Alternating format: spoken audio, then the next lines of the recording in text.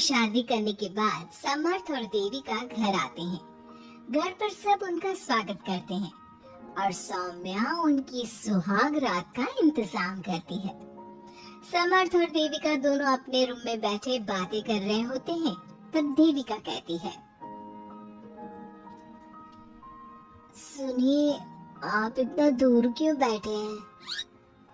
नहीं कुछ नहीं, बस थोड़ा सा थक गया हूँ। अगर आप कहें तो मैं आपका सर दबा दूं? अब नहीं, रहने दो, आप भी तो थक गई होंगी। देविका आगे बढ़ते हुए कहती है, थक तो गई हूँ पर आपकी सेवा करना पहला धर्म है मेरा। देविका झट से समर्थ के पैर पकड़कर दबाने लगती है। ऐसे ही कुछ देर निकल जाती है और समर्थ कहता है, अब रहने दो देविका, तुम भी आराम कर लो, तुम भी थकी थकी लग रही हो।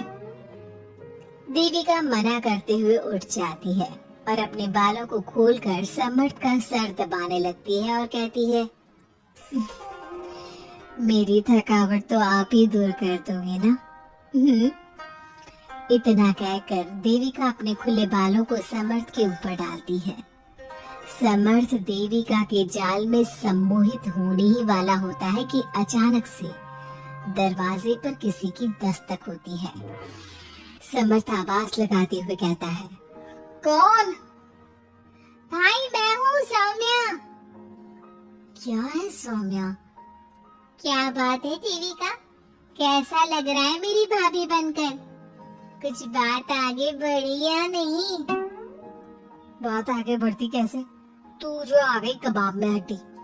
अच्छा जल्दी बता किस लिए आई थी? सौम्या ठिठोली करते हुए कहती है, क्या बात है देविका, बहुत जल्दी हो रही है। वैसे मैं तो दूध का गिलास देने आई थी। आखिर मेरी सहेली की सुहाग रात में कोई कमी नहीं होनी चाहिए। देविका दूध का ग्लास लेते हुए जल्दी से दरवाजा बंद कर लेती है और पीछे मुड़कर देखती है तो समर्थ तो सो चुका था। देविका समर्थ को उठाते हुए कहती है, सुनिए समर्थ जी, उठ जाइए ना, सौम्या दूध देने आई थी, इसे पी लीजिए फिर आप सो जाना। समर्थ नींद में उठता है और दूध पीकर फिर से सो जाता है। देविका उसके बगल में बैठी कहती है, सुनिए समर्थ जी, आज हमारी पहली रात है और आप सो रहे हो। समर्थ नींद में ही कहता है, देविका मैं बहुत थक गया हूँ, मुझे बहुत तेज नींद आ रही है, तुम भी सो जाओ। सोने के लिए तो पूरी रात पड़ी है, अब उठिए ना और कुछ देर मुझसे बात तो करिए। देविका जिद करते हुए समर्थ को आधी नींद से उठा देती है।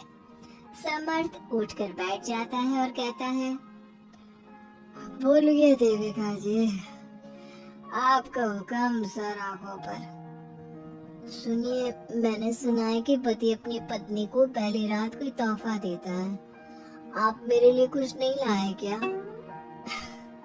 वो मैं कैसे भूल सकता हूँ, लाया हूँ पर वो दूसरे रूम में रखा है।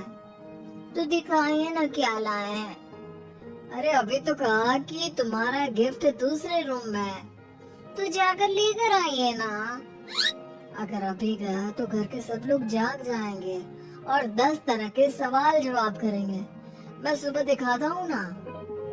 समर्थ इतना कहकर लेट जाता है और लेटे लेटे देविका से कहता है, अच्छा सुनो देविका, मुझे बहुत तेज आ रही है, मैं सो रहा हूँ, तुम भी सो जाओ। देविका समर्थ की बात सुनकर कहती है, आपको तो हमारी पहली रात की कुछ पड़ी ही नहीं है। इतना कहकर देविका भी उसके करीब आकर लेट जाती है और सो जाती है। अगली सुबह अधीरा समर्थ के रूम में सफाई करने आती है और देविका को उसके करीब लेटा देख रोने लगती है। रोने की सिसकी सुनकर समर्थ की आंख खुल जाती है। वो उठकर देखता है कि अधीरा उसके कमरे में रो रही है। उसे देखते ही समर्थ बहुत गुस्से में आ जाता है और अधीरा से कहता है, अधीरा तुम सुबह सुबह क्यों रो रही हो? तुम्हें यहाँ नहीं आना चाहिए था, जाओ यहाँ से। समर्थ अधीरा का हाथ पकड़कर रूम के बाहर कर देता है और कहता है, अब बिना दरवाजा नॉक किए अंदर मत आना। इतने में देविका भी आ जाती है और समर्थ को भड़काते हुए कहती है, हाँ समर्थ जी, ये रो रो कर हमारे घर में अपशगुन कर रही है, और अब ये देखो कैसे मगरमच्छ के आंसू दिखा रही है। इतना कहकर देविका अधीरा का हाथ पकड़कर घसीटती है और कहती है, अब क्या रोती रहेगी या कुछ काम भी करेगी? मुफ्त में रोटियां तोड़ने को नहीं मिलेगी यहाँ पर। चल उठ यहाँ से और कुछ काम कर। अधीरा वहाँ से उठकर रोते रोते चली जाती है और जाकर रसोई में सबके लिए चाय बनाती है, और चाय जाकर पहले अपनी सास को देती है। चाय पीते ही मंजू अधीरा को गुस्से से कहने लगती है, लगता है मुझे मारने की साजिश कर ली है। अरे अभी तक तूने ढंग की चाय बनाना नहीं सीखा। इतनी मीठी चाय बनाई है कि कहीं मैं शुगर की बीमारी से मर ही ना जाऊं। अरे जा जाकर तू मर कहीं। अधीरा मंजू की बात सुनकर दुखी होती है। इतने में सौम्या वहां जाती है और कहती है, ये लो, महारानी अभी यहीं बैठी है और मैं पूरे घर में देख आई। अरे ओ महारानी, यहाँ बैठकर किसका मातम मना रही हो?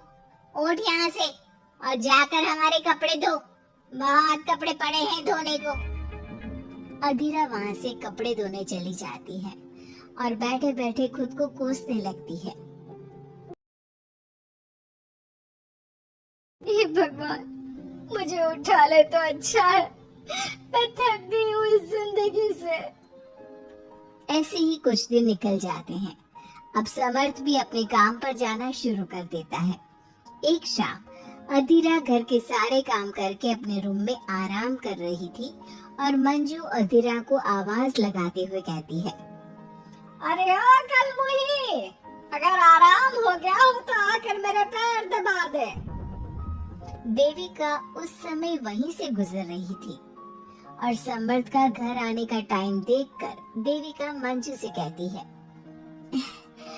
माँ जी सुनिए, आप कहें तो मैं दबा दूं आपके पाँव। पता नहीं अधीरा कहाँ है।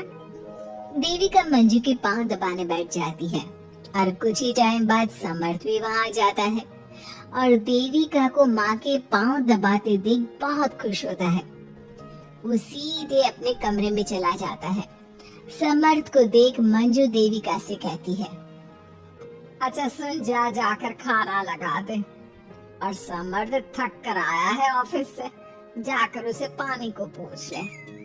देविका उठकर समर्थ के लिए खाना लगा देती है और रात में समर्थ और देविका सोने की तैयारी करते हैं।